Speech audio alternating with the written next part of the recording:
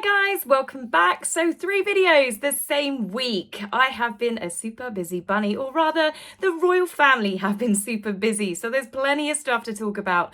So I want to say thank you to all the wonderful comments and the responses on my Bad Harry video. That went down a lot better than what I thought it would. So I'm really glad that you guys enjoyed it.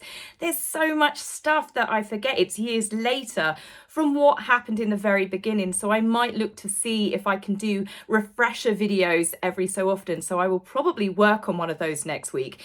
And I'm thinking of when Meghan first snaked her way using lots of contacts and people to how she eventually met Harry, or when she actually met Harry. So I think that could be a good fun one to do for you guys next week. So for now, let's talk Wimbledon. Wimbledon has arrived, and of course, so has the rain. It doesn't matter if we are having a heat wave, they're threatening hosepipe bans. We see the weather reports on TV and it's all red, we're all going to die, we're all going to catch fire. Wimbledon comes every year, whoosh, wash out. But true tennis fans do not care, nor does the Princess of Wales. Catherine was looking glamorous as ever in a beautiful mint green Balmain blazer. It looks incredibly vintage. It actually comes in pink as well. Whilst it's not my particular style that I would wear, I think it's a beautiful, timeless piece. And, people often say if it is going to be good fashion, timeless pieces, it will come back round again. So there have been a few references of Diana wearing something similar, but at the end of the day, I think most women in the 80s and early 90s possibly wore something similar as well. Catherine was sitting quite happily under an umbrella, sitting in the crowds with the normal people. Now, this is what makes me laugh and also reminds people of Duchess Diva. Meghan, when she went to Wimbledon, bearing in mind people queue for hours, if not days, to get tickets to come into these events. So what did Duchess Diva Wrinklebottom do?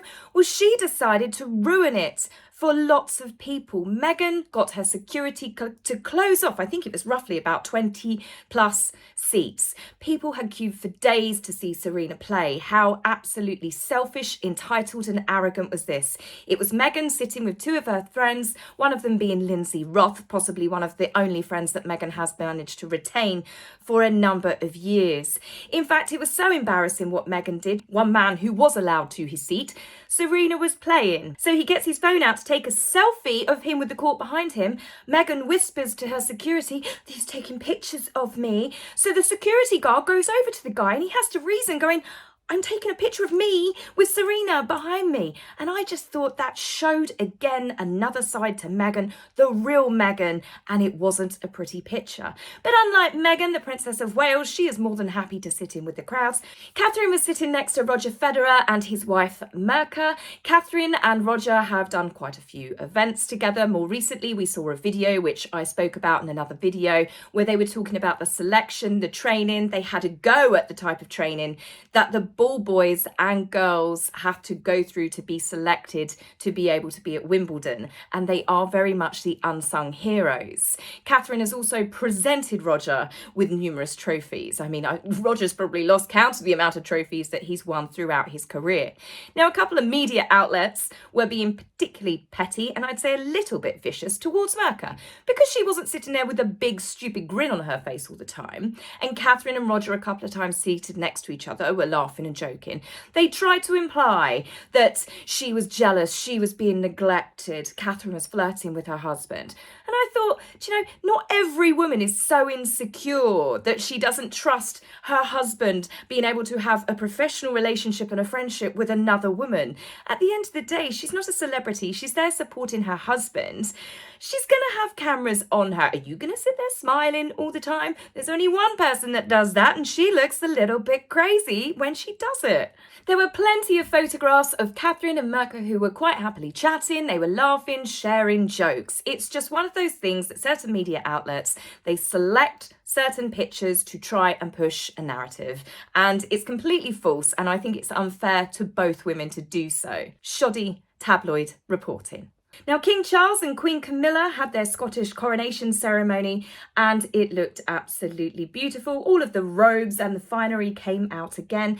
Catherine looked absolutely radiant in a bespoke Catherine Walker coat dress and another stunning Philip Treacy hat. Again, the colours, Catherine literally can wear any single colour and look truly beautiful. A few people have been asking why is it that Catherine wasn't dressed up in robes as well, and that's because she is not part of the Order of the Thistle. Now, very similar to what I spoke about before, in England we have Order of the Garter and this is the Scottish equivalent. Order of the Thistle is the greatest order of chivalry in Scotland. It dates back to King James VII of Scotland and was founded in 1687, although there are some rumours and some historians that believe it actually dates back as far as 809, and it was actually founded by King Archaius of Scotland. That's all I know on that. You'll have to dig out the history books. But the order itself, it recognises 16 knights with the highest honour in the country and recognises men and women who have contributed in some way to national life of Scotland. Camilla is the only one that is wearing the traditional hat with a plume of beautiful white feathers, and this may be because she is new to the order. She was only gifted the honour last month on the 16th of June. The robes and the collar that Camilla was wearing actually belonged to the late Queen Elizabeth. King Charles and Prince William were not wearing their hats. I believe this is because they were going to a service inside of the cathedral. Men, from what my understanding is, do not wear hats inside, whereas ladies do. Plus, I believe that if they were having a normal Order of the Thistle ceremony where they welcomed new people joining the order, both men would have been wearing their plumes. So I do think it's something to do with entering inside the church and the cathedral. If anyone has further knowledge on that, please feel free to put more information in the comments. It's always nice for us that are on this big learning curve together. During the ceremony, King Charles was given a new sword. This has been made for him and it was named after Queen Elizabeth, after his mother. I don't know how anyone doesn't get a little bit choked up. Even when I'm looking up pictures to do videos now, every so often I'll see a picture of the Queen like I did in the Bad Harry video. And I saw the Queen and Philip holding hands and I was like, oh, yep, no, not ready yet. No, still not ready. I miss seeing her face at all of these royal events and engagements. So I can only imagine how bittersweet this must be for the King at times. There were a few protesters, admittedly, not my king. We are seeing this at certain royal events, but to be honest with you, in comparison to the number of people and well-wishers and crowds that were there cheering, I think that they were definitely still in the minority. Now, speaking of crowds, guess who made a magical appearance to be mixing around the common people at a July 4th parade? Not just Harry with Meghan together, we had Harry, Meghan, Archie and Lili. It's almost as if they have been reading the social media posts and people's concerns of, do the children actually exist? Either they finally decided, or more than likely Meghan's new management company have decided that they should wheel out the children for some positive PR. Now, I know some people will say, Taz, come on, you say that he doesn't bring the kids out, and then when he does, I'm not criticising him spending family time finally with these children. It's just the timing of it's a bit too convenient. Bearing in mind that lots of celebrities get photographed out and about with their children, but certain celebrities have an agreement with the media that their children's privacy is to be protected. The children's faces are pixelated. Harry and Meghan sue anyone at the drop of a hat. It's rather bold to some of these media outlets that were quite happily printing with no pixelation. This is because I believe that the parents have given permission for Lili's face to be shown. Harry at one point is quite clearly looking at the photographer. He makes no attempt to shield Lili's face. So I believe that they wanted her to be seen. These children have been hidden away. Harry and Meghan have made appearances at events where other people had their children there, the polo matches and things. These children have been kept completely hidden. Yet here we are with their popularity at its all-time lowest. They have been trashed by a couple of big Hollywood power players, some well-known media personalities, podcasters, and up pop the children. Harry is carrying Lili in full view of the public. They weren't surrounded by their normal security team, Christopher Sanchez, the one I called a big billboard of a man. They did have, however, an even bigger guy with them this time, but he wasn't exactly what you'd call threatening, armed security carrying guns. There were no big black SUVs or people telling the public to keep away. It probably wouldn't have gone down too well on the 4th of July, given that it celebrates Independence Day, if they had two members of ex-royals, well, one who is a prince of the United Kingdom, demanding that they make way for them. You can imagine how well that would have gone down. But for me, it's just this whole contrived, we're just a wholesome, normal, all-American family out celebrating, and it's too little too late, and as I said, I find it completely contrived. Now, the photos have come under a lot of scrutiny on social media because there's lots of people that believe that they are photoshopped. Whilst I do respect other people's and other YouTubers' opinions, my opinions slightly differ, and I'll tell you why. First of all, let's start with the three-tone shirt of Harry. The reason why the shirt is three different colours is because the light-coloured sleeved is actually a man walking behind him. The lower darker bit of his shirt is because the photographer is peeping through a bush. And overall, it gives the look of a three-tone shirt. Now, firstly, people have said that Harry's arm is too long. I'm sorry, I stood up, I checked. If I keep an arm straight down my side, lift up my legs slightly as I walk, my hand reaches the exact same part of my thigh. Harry is actually quite a tall guy.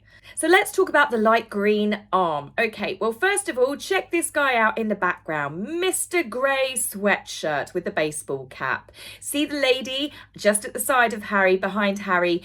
She is wearing a floral white shirt. Go to the next shot and we see her a lot closer to Harry behind him, and then you can just see the very top of Mr. Sweatshirt's baseball cap just directly above Lili's head. Now that means that he has moved so close, and he is obviously at a point where he is alongside Harry, or at least his arm is. It's not a light green arm, that's the grey of the same man's sweatshirt. That's why if you follow the line of the sleeve down, the jumper, the sweatshirt, comes down lower and actually hits past Harry's shirt sleeve and his forearm. So that's just one of those timings, like they do the funny optical illusions where a girl's leaning back and a horse comes over the fence and she looks like she's got a horse head. You know the type of photographs that I mean. Now, other people have questioned the fact that Lily's forehead looks square.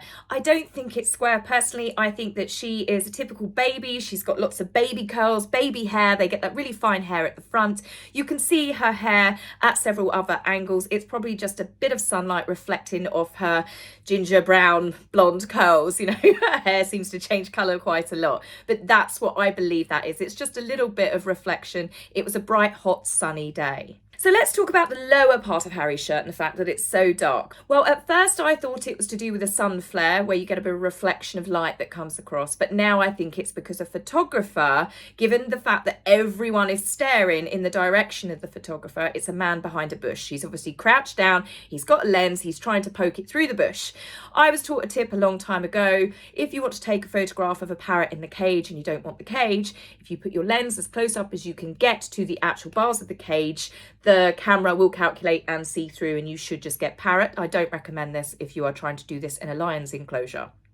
But this is why I believe that there is the darker bit. If you look, it just looks like a hedge. And as I said, all of the other people in the crowd are looking at the weirdo in the bush who is papping them. But I do happen to believe the fact that they could see the paparazzi there, and Harry is perfectly in front of the paparazzi despite having this big, huge, I mean, this guy isn't a fridge. He is a yacht of a man who is not doing very much to block Harry and Lily. He's a big guy. As you know, I've always been very serious about this. No nasty comments about the children in the comments. I don't like it. It's not nice. They are children. So what I'm going to talk about, however, is not Lily herself. It's her clothes. Remember when Meghan first joined the royal family and all of the swipes started? Meghan's going to carve her own way in life. Meghan will not be a clothes horse like Catherine. Meghan will not be the supporting wife. She feels that she's a feminist. But when Meghan became pregnant, that's when you got a lot of catty stories coming out. Meghan will not get a Norland nanny. Meghan will not have nannies at all.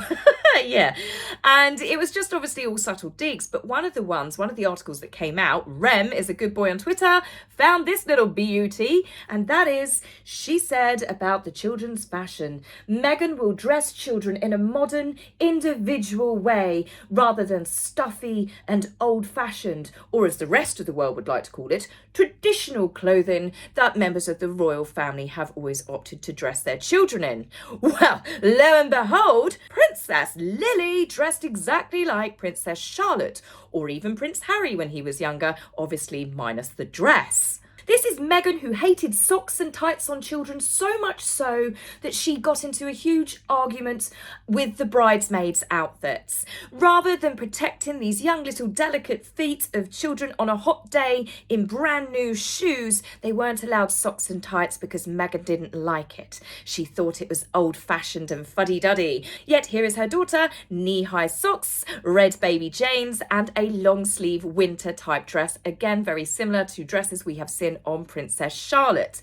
Now, Lili is a fair-skinned child, so having her in long-sleeve dresses and socks is probably going to be a lot better for her skin, especially on a hot, sunny day. But it's making me laugh because you've got Sussex Squad going, oh, Meghan's such a trendsetter. Meghan has dressed Lili just like the little girl on Little House on the Prairie. Isn't it lovely? And you're thinking she's dressed Lili identical to how Catherine dressed Charlotte when everyone was calling them old, fuddy-duddy and boring. Oh, the irony. Now, whilst I was comparing these photographs as well of the ever-changing Lili's face, I actually thought here she does look like Princess Charlotte at the same age. But as for these new photographs of Lili, these are not edited shots, these are live action shots of Lili. And one thing I'll say, she definitely looks how Harry did when he was that age. There is a little bit of Princess Charlotte I can see there, but you know who she looks more like, and it's a divine bit of karma. She's a spitting image of Thomas. She's got that nose, the Markle nose. It's like the genetics of the children decided to skip Meghan and they just went straight back for the Markle gene. So I think whilst it's incredibly sad for Thomas to probably never meet his grandchildren, at least that he knows his genes are well and truly being passed on, and there's a bit of that which I can imagine gets right up Meghan's nose. So let's get on to the final story, and that is Harry's court case against The Sun, not to be confused with Harry's court cases against the Mirror Group and the Mail on Sunday and several others that he's got going on. It's very hard to keep up, but these are all very similar cases. This latest case against The Sun and the now defunct News of the World, which was the Rupert Murdoch group, Harry has been accused of pushing Alice in Wonderland type arguments in his latest round of basically trying to get them to take it to court. As I said, the accusations of illegally obtaining information through hacking and stalking are pretty much the same, but he's trying a slightly different tactic with this one.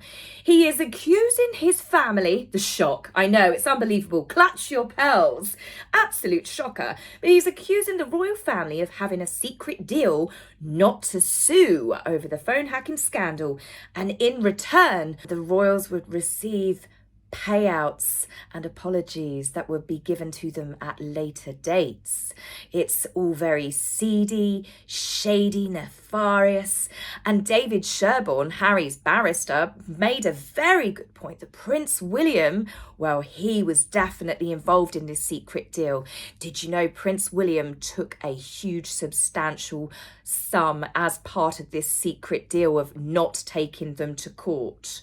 I think what they mean is an out-of-court settlement. Prince William agreed a sum of money so it didn't go to trial.